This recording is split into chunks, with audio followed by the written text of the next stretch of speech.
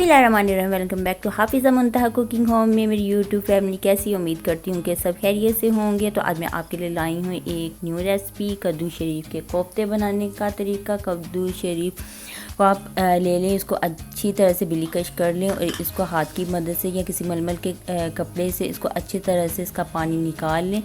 साथ ही एक मैंने अनियन लिए, इसको भी बिलीकश करके मैंने इसका भी कद्दूकश करके पानी निकाल लिया, निचोड़ लिया हाथ की मदद से।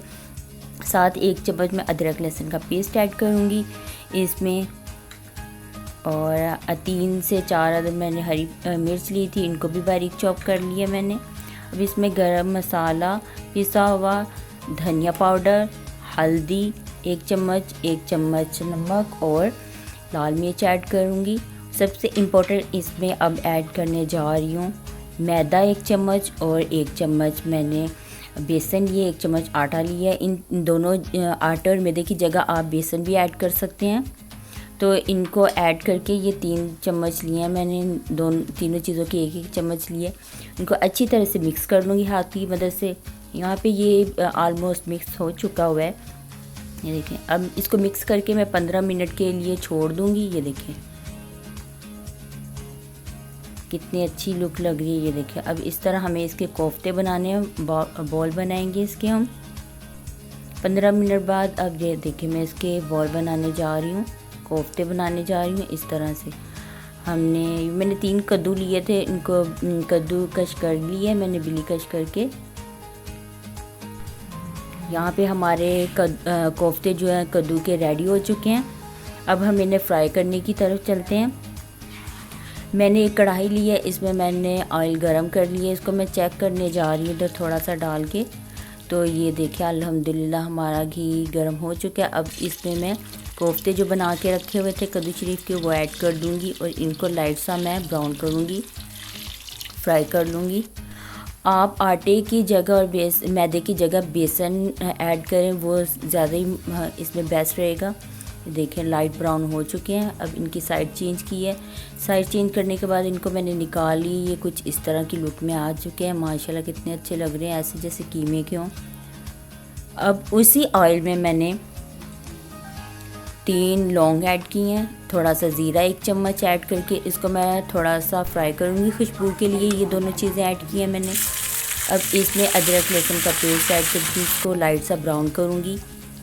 और साथ ही मैंने एक बड़ी प्याज और ली थी। ये अब हम ग्रेवी बनाने की तरफ जा रहे हैं, तो ये बड़ी प्याज को भी मैं लाइट सा ब्राउन करूँगी। ये ब्राउन हो चुकी है। अब एक मैंने टमाटर लिया था, टमाटर भी इसमें ऐड कर दूँगी। इसमें ये देखिए मैं गरम मसाला, हल्दी पाउडर, नमक और धनिया पाउडर, ये सारी चीज़ें ऐड करके इनको मैं अच्छी तरह से फ्राई कर लिए। ये पक चुका है, हमारा मसाला बिल्कुल रेडी हो चुका है। अब जो फ्लेम थी वो मैंने बिल्कुल बुझा दी हुई है। अब इस मसाले को ठंडा करूँगी, घी अलग और मसाला अलग कर दिया। अब मसाला जो मैं इसको अलग से एक ब्लेंडर मशीन में डाल के इसको ब्लेंड कर दूँगी। खड़ा खड़ा हमें मसाला चाहिए होगा। ये देखिए यहाँ पे हमारा मसाला बिल्कुल रेडी हो चुका है।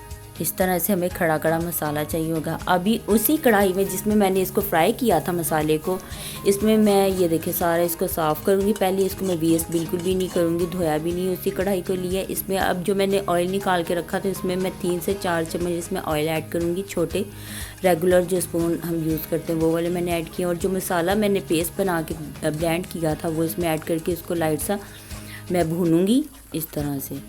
अब उसी जग में मैंने पानी ऐड किया, उस जग में हमारा मसाला था, उसको मैं वेस्ट नहीं करूँगी। वेस्ट करने से बहुत हमारा जो मसाला और खाने की एशिया भी ज़ाया हो जाती है। इस तरह ये देखें मैंने ये पानी ऐड कर दिया इसमें 1 कप, और इसको अब मैं पकाऊँगी 5 से 10 मिनट के लिए।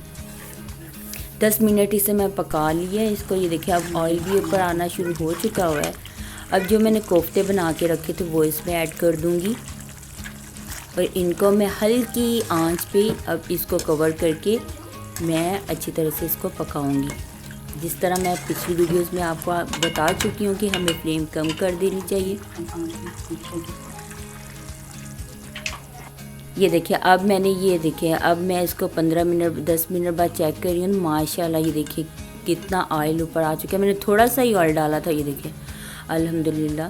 तो अब मैं आपको कोफ्ते भी चेक करवाती हूँ। इधर माशाल्लाह इस तरह लगते हैं जैसे ये कीमे की, और टेस्ट भी इसका इसी तरह ही आता है। अब हम इसे गार्निश कर लेते हैं हरी मिर्च और अदरक से, हरे धनिए से भी आप इसे कर सकते हैं।